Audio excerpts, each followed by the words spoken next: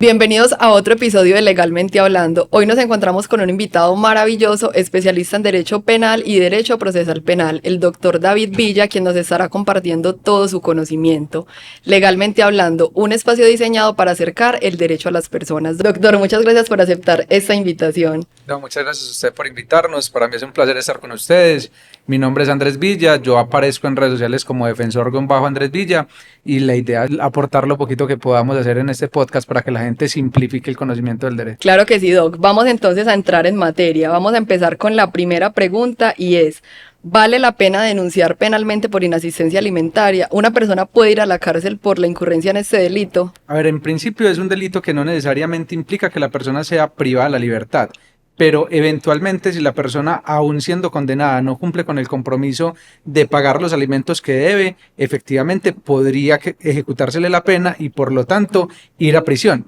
Pero yo creo que lo más importante de denunciar la inasistencia alimentaria es que es un delito que permite el acuerdo entre las partes y muchas veces obtener esos alimentos que se han debido, obtener el beneficio para la persona a la que se le debe el alimento y por lo tanto superar el conflicto, porque el derecho, mucho más allá de estar destinado solamente a castigar, pues está llamado a regular o a solucionar el conflicto. Entonces creo que a veces aporta más esa poquita presión que ejerce el derecho penal para que la gente solucione ese conflicto que tiene por esos alimentos. O sea que en este proceso penal también tiene la oportunidad de llegar a un acuerdo conciliatorio. Sí, efectivamente, respecto del delito de inasistencia alimentaria, pues aplican algunos mecanismos alternativos de conflictos y en virtud de ello es posible finalizar el proceso tras el pago de los alimentos debidos y obviamente en muchos casos la indemnización debida a las personas que se les dejó de dar alimentos. Doctor, ¿y hasta qué punto la violencia verbal o psicológica puede convertirse ya en un delito penal? En muchos. Fíjese que la violencia psicológica está categorizada como una forma de lesión, es decir, las lesiones por violencia psicológica existen como un delito de lesiones personales, pero en un ámbito mucho más doméstico, la violencia psicológica se convierte en el delito de violencia intrafamiliar, es decir, lesionar la integridad de una persona por ejercer violencia psicológica a través de maltrato verbal tiene consecuencias jurídicas en materia penal que pueden ser graves. ¿Las mujeres también pueden ir a la cárcel por violencia intrafamiliar? Completamente.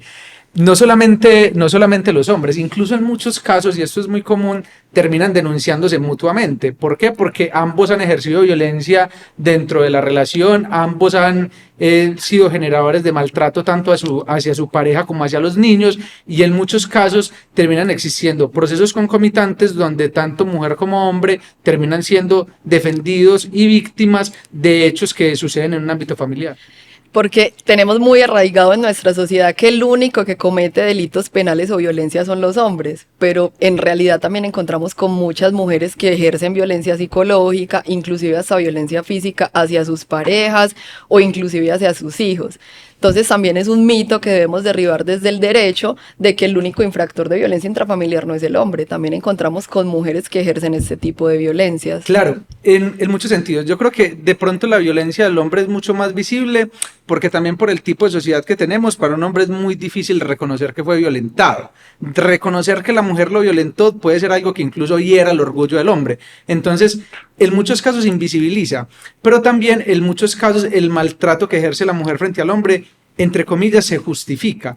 En ese sentido, digamos que esas violencias muchas veces quedan sin que sean judicializadas, pero también es cierto que en muchas ocasiones, por ser la madre la encargada tradicionalmente, aunque no debidamente, del cuidado de los menores, también son más proclives a ejercer conductas violentas frente a ellos y por ello pueden terminar siendo procesadas.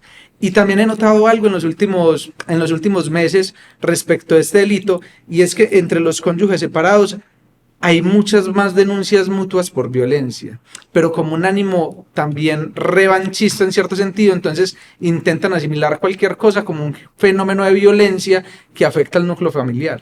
Y esto también, Doc, lo vemos mucho en el derecho de familia, y es que las personas utilizan el proceso judicial como herramienta para ejercer violencia, como herramienta para dañar al otro, y finalmente cuando vamos al contexto es más problemas de pareja, es más situaciones personales que no se han superado, que llegan y trascienden al proceso penal, como digamos con la finalidad de poder dañar al otro, de ejercerle presión, de seguir fomentando la violencia.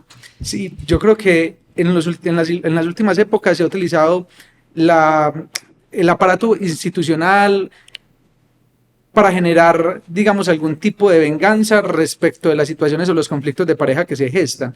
¿Por qué? Porque ya tenemos muchas instituciones que se encargan de mediar ese tipo de conflictos. Entonces, un proceso de violencia intrafamiliar tiene intervención de comisaría, intervención de ICBF, intervención de la Fiscalía General de la Nación. Entonces, eso implica que las personas tengan que estar sometidas a un control institucional muy grande y que lo vean también como la oportunidad de hacer que el otro gaste, o de hacer que el otro se tenga que defender, o de hacer que el otro tenga que asumir responsabilidades cuando puede o no tenerlas. Entonces es una forma también de generar un ciclo de violencia. Incluso es muy similar a lo que hemos denominado violencia institucional, sino que normalmente lo hemos desarrollado en la violencia de género. Pero en este caso las instituciones también son núcleos de violencia que se instrumentalizan dentro de los procesos. Doctor, qué bueno ese punto de la violencia institucional, porque es algo muy constante que desde mi área, que es el derecho de familia, encontramos en el ICBF, en comisarías de familia, inclusive lastimosamente en la fiscalía, donde las personas van a buscar una orientación o a estas entidades que están encargadas de proteger el interés superior de los niños, y al contrario, encuentran con que los juzgan, con que los revictimizan, y lo que tú decías, por ejemplo, en el contexto de un hombre que va a denunciar violencia intrafamiliar, inclusive muchas veces se burlan de él o no lo toman en serio. Entonces, todas esas aristas en las cuales estamos usando el proceso penal o los procesos judiciales, no para el fin que están establecidos, sino lo que estábamos hablando, para seguir tomando represalias en contra de mi expareja, de la mamá de mi hijo, y forma de seguir generando el conflicto. Yo creo que yo tengo una teoría, y es que eso lo ha causado la falta de articulación en el trabajo, porque si bien hay muchas instituciones que participan dentro del mismo conflicto, no lo hacen de manera articulada. Por ejemplo, cuando uno va al CAIBAS de Medellín, uno se encuentra funcionarios del ICBF, encuentra funcionarios de comisaría, encuentra trabajadores sociales, encuentra fiscalía. Pero cuando usted va a la realidad del proceso, entonces al niño los funcionarios de la comisaría le hacen la entrevista por su parte. En la comisaría le hacen una entrevista, perdón, en la fiscalía le hacen una entrevista forense por su parte. Si Bienestar Familiar considera que debe intervenir, le hacen una entrevista por su parte. Estando todas las instituciones articuladas, pues evitaríamos reprocesos que revictimizaran principalmente a los niños. Pero yo creo que es una falta de articulación, porque yo creo que la ley realmente lo permite, solamente que también entre el cúmulo de trabajo que tienen los funcionarios que se encargan de resolver ese tipo de conflictos, es muy difícil que realmente puedan articular el trabajo. Pero creo que en los pueblos sí se ve. Por ejemplo, en los pueblitos, cuando uno defiende personas que están siendo acusadas de violencia intrafamiliar o de delitos sexuales contra niños, niñas, adolescentes, normalmente la entrevista la realiza la comisaría de familia o tras la autorización de la comisaría de familia. Entonces, normalmente se realiza uno solo. Es decir, articular las instituciones podría ser posible y podría evitar subsumir esos ciclos de revictimización, y no solamente frente a niños. Fíjese que, por ejemplo, hace poquito tuvimos la experiencia con una cliente de un caso de violencia sexual con un contexto de género delicado. Y entonces la fiscalía le brindó medidas de protección. Las medidas de protección entonces implican un trámite en comisaría. Entonces en fiscalía tuvo que declarar 3 veces, la comisaría tuvo que citarla a declarar. Entonces, en vez de articular esas manifestaciones que evitarían que las personas tengan que revivir una y otra vez los eventos traumáticos, lo que hacemos es dividir las funciones en vez de articular el trabajo. Creo yo que ya hay un problema. Doctor, ¿y un padre o madre puede ir a la cárcel por utilizar el castigo físico como medio de corrección o de educación hacia sus hijos? Yo creo que ese es uno de los problemas más grandes que tiene el delito de violencia intrafamiliar. Primero, la ley colombiana efectivamente prohíbe el castigo físico como forma de corrección. Es decir, si uno ve la ley 2081, creo que es del 2021, si no recuerdo mal, la ley literalmente prohíbe el castigo físico. Entonces uno tendría que decir que pareciera ser que todo castigo físico se entiende como una forma de violencia y por lo tanto configuraría el delito de violencia intrafamiliar.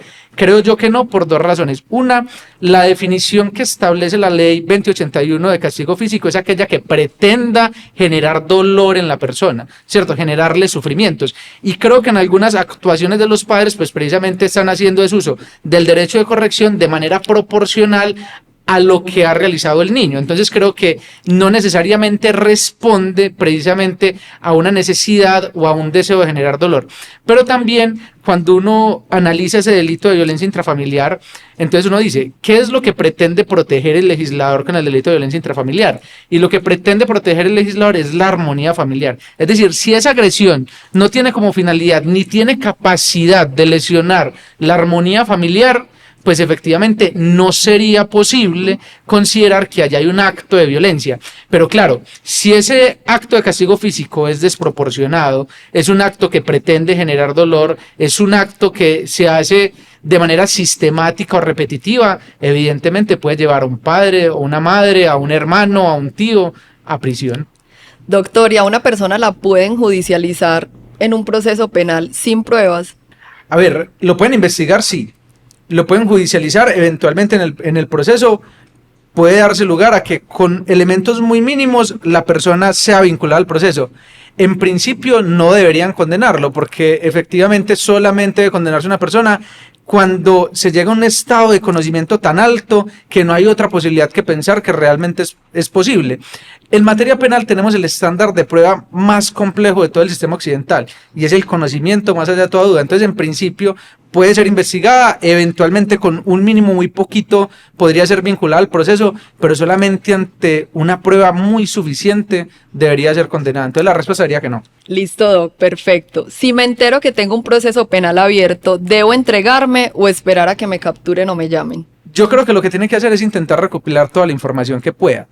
Eso es muy común, porque la gente cuando se entera que tiene orden de captura o cuando se entera que está siendo investigada, creen que la mejor opción es irse a presentar a la fiscalía o irse para una estación de policía, porque el que nada debe, nada teme, el que nada hizo no le va a pasar nada, y se van para allá. Y lo que termina pasando muchas veces es que los capturan y puede ser que esa orden judicial era para cumplir condena y la condenan en prisión, entonces queda detenido, o puede ser que sea para procesarlo y le van a solicitar medida de aseguramiento y se la solicitan y lo dejan detenido.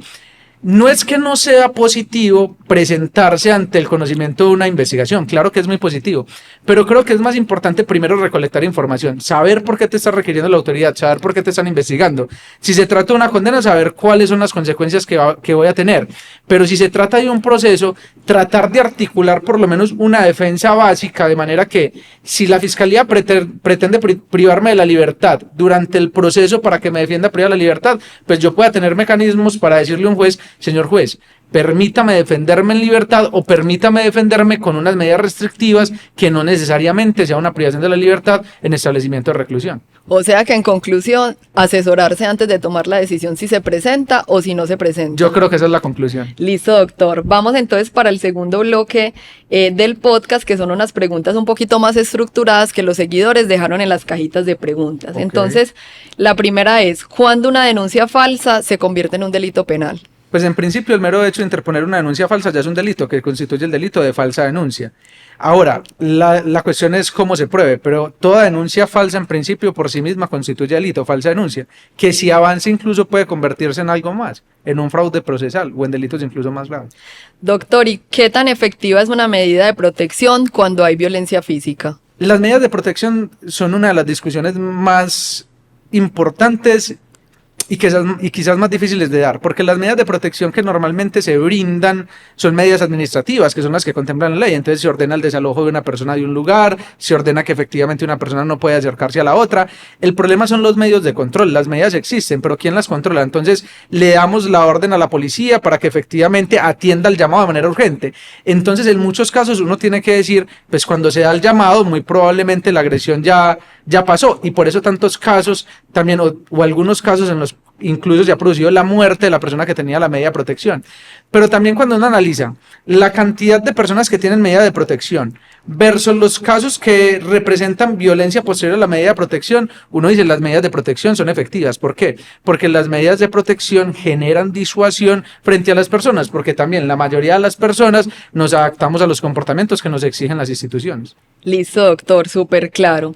¿Un delito sexual puede prescribir si la víctima se demora en denunciarlo? Depende. Si la víctima es menor y entró después de la reforma, no, es imprescriptible. Pero si la víctima es mayor, efectivamente puede prescribir. Entonces, importantísimo, ¿cuál es el rango de tiempo que se tiene para interponer esa denuncia para que no prescriba? Pues a ver, en principio lo que te decía en este momento, si la víctima del delito sexual es una persona menor de edad, pues el delito es imprescriptible. Pero si se trata de una persona que es mayor de edad, sería el término máximo de la pena sin que supere en ningún caso los 20 años. Listo, doctor. Vamos con la próxima pregunta. ¿Puedo denunciar penalmente a un ex que publica fotos íntimas sin mi consentimiento? Sí, claro, porque efectivamente allí se constituye un delito que es el delito de injuria por vías de hecho, en principios. Y eventualmente A ver, es que hay un caso muy particular que pasó hace poco que resolvió la Corte Suprema de Justicia, donde no solamente es que se intentaran publicar, sino que se amenazó que si no se tenían nuevamente relaciones o volvía con la persona, se publicaban las imágenes. Allí la persona accedió a tener relaciones sexuales y en ese caso en específico incluso se sancionó por el delito de acceso carnal violento a esta persona por ejercer esa violencia. Pero en principio, tal y como se plantea la pregunta, es una injuria por vías de hecho. Doctor, y por ejemplo en el caso de menores de edad, los papás no están de acuerdo con publicar fotos de su hijo en redes sociales y la tía y la abuelita los publica y los papás les dicen, venga, no publique fotos de nuestros hijos, no estamos de acuerdo en exponerlos. Allí también se podría configurar un delito. En mi criterio no hay ningún delito. En principio existe una reserva especial respecto a las imágenes que se publican a los menores de edad. Incluso por eso los medios de comunicación normalmente cuando ponen videos noticiosos de menores de edad, pues les tapan el rostro y demás. Pero de allí a que esto configure un delito que lleve respuesta penal, no, porque efectivamente, digamos, no hay una agresión a un bien jurídico que haya hasta el momento sido protegido por el legislador que implique una respuesta del aparato punitivo del Estado. ¿Puede un adolescente ir a la cárcel por violencia intrafamiliar? Sí, también. Efectivamente, la ley permite que los adolescentes entre los 14 y los 18 años, pues efectivamente sean judicializados por la comisión de un delito y eventualmente un adolescente podría ejercer maltrato frente a otros miembros de la familia. Y fíjense que no hay que pensarlo mucho, un adolescente que de manera recurrente le pegue a un adulto mayor de edad que esté en un estado de indefensión. Listo, doc. ¿Por qué a veces un feminicidio termina tipificado solo como homicidio simple? Porque a veces es muy difícil establecer que la agresión se comete por el hecho de ser mujer o por la condición de género del sujeto pasivo o de la víctima del delito. Porque resulta que el feminicidio no es el homicidio de la mujer o de una persona por su condición de género o de una persona con una condición de género diversa, sino en virtud de esa condición de género, es decir, en virtud de esa condición de ser mujer o en virtud de esa condición de género en específico. Si usted ve incluso el delito de feminicidio tiene unas causales muy amplias, pero hay veces acreditar ese ánimo especial que lleva la comisión del delito es difícil. Porque muchas veces la gente tiende a generalizar y a pensar que cuando se comete ese delito de quitarle la vida a una mujer ya es un feminicidio automáticamente, pues porque el delito se cometió hacia esa mujer y no necesariamente. Entonces tiene que ser que el delito se haya cometido por el hecho de ser mujer. Por el hecho de ser mujer. Ahora, no es que tenga tampoco que haberle dicho el victimario es que te estoy matando por el hecho de ser mujer. No, ahí es donde entra precisamente todo ese análisis de las condiciones de género en donde muchas personas pues han venido, o muchas mujeres han venido siendo objeto de maniobras de control por parte de su pareja y entonces allí, o de violencia física previa y demás, en virtud de esas condiciones de género. Y entonces allí es donde podemos establecer, por ejemplo, en algunos casos, que fue esa condición de género la que provocó que se generara ese resultado de muerte. Vamos con la última pregunta y ¿es delito grabar a una persona sin su consentimiento? Tampoco. En principio no. Primero, existen diferentes expectativas razonables de intimidad, ¿cierto? Por ejemplo, en vía pública la expectativa razonable de intimidad es baja, por eso incluso hay circuitos públicos de grabación de cámaras y efectivamente allí te van a captar en cámara. Entonces, en principio en vía pública ni siquiera existe o no hay una expectativa razonable de intimidad muy amplia, en centros comerciales tampoco, aunque puede ser mayor, en conciertos, estadios. Entonces, la respuesta es que en principio no existe un delito que se configure por el hecho de grabar a una persona sin su consentimiento. Ahora, evidentemente, lo que puede considerarse delito es lo que se haga con esas grabaciones. Listo. Y si, por ejemplo, esa grabación se da en la privacidad del hogar, supongamos yo voy por la ventana de una casa y grabo a una persona, o voy a su establecimiento de trabajo y grabo a esa persona, igualmente esto no constituiría un delito. Pues yo considero que constituye eventualmente una falta frente a la convivencia, pero no constituye delito penal. Listo, doctor. Doc, cuéntanos alguna experiencia, algún caso que te haya marcado, distinto, chistoso, que haya resaltado frente a tus demás procesos. Pues chistoso, yo creo que ninguno. En materia penal difícilmente he encontrado en un caso como que pueda generarle cierta gracia. Sin embargo, yo creo que en materia de violencia intrafamiliar, en ese momento tenemos un caso muy particular que me llama la atención en cómo lo va a resolver el juez.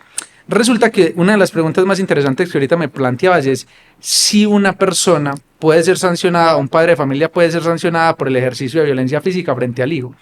En ese momento en la firma tenemos un caso donde un niño le revisa el celular a su mamá, que ya se encuentra divorciada de su papá, este niño efectivamente vio una conversación que para él significa que su mamá puede estar teniendo algún tipo de relación sentimental con otra persona.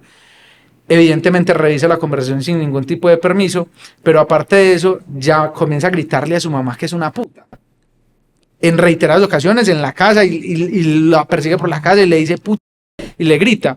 La reacción quizás de la mamá en ese momento fue eventualmente castigarlo físicamente y, y allí pues efectivamente uno tendría que ver o dos cosas, ¿es justificable o no la reacción de la mamá? ¿Está actuando en un estado de ira? ¿Se trata de una legítima defensa de su honor o se trata precisamente de un ejercicio propio de la condición de ser mamá y de ese deber de corrección que se tiene frente a los hijos?